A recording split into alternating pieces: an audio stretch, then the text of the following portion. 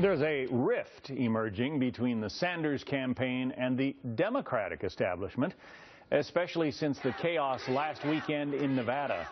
Now there are concerns that Sanders supporters might bolt from the party on Election Day, with one supporter telling the Boston Globe, quote, "I definitely will vote for Trump."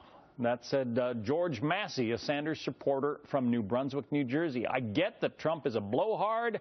I understand that he just says whatever comes to mind that day, and you can't believe everything that he says. But Hillary has proven that she can't be trusted. Trump is a roll of the dice. I would prefer to roll the dice." And on the Trump trust issue, a new Fox News poll finds that only 40% believe Donald Trump is honest and trustworthy.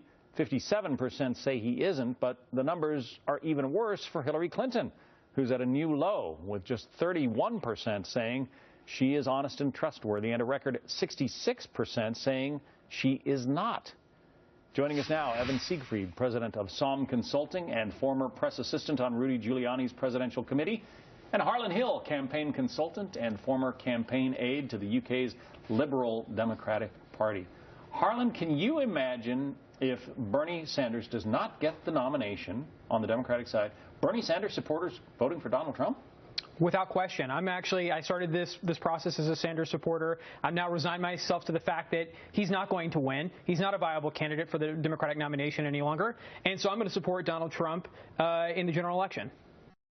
You could have been quoted by the Boston Globe. Yeah, it wasn't me, but yes. But how many others like you are out there? I think there are quite a few. I saw another poll recently that said 45% of Sanders supporters would never support Hillary Clinton. And so I believe when you look at those trustworthy numbers, they're down at 30%.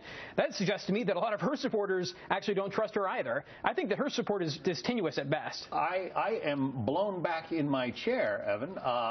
You know, it doesn't seem like Bernie Sanders and Donald Trump are speaking the same political language, but you know, if you've got guys like this, I think Harlan is an outlier. Let's be honest here. Bernie Sanders is that crazy uncle of yours who's overstaying his welcome at Thanksgiving dinner, but he's still going to be back next year, and he'll still come back and be a part of the family.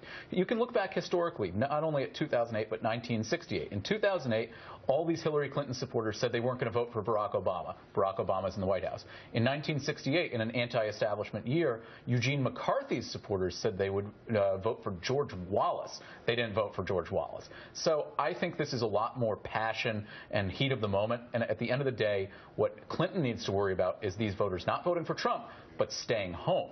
Well, Bernie Sanders is arguing that he would beat Donald Trump if the two went head-to-head in an election. Is he right about that?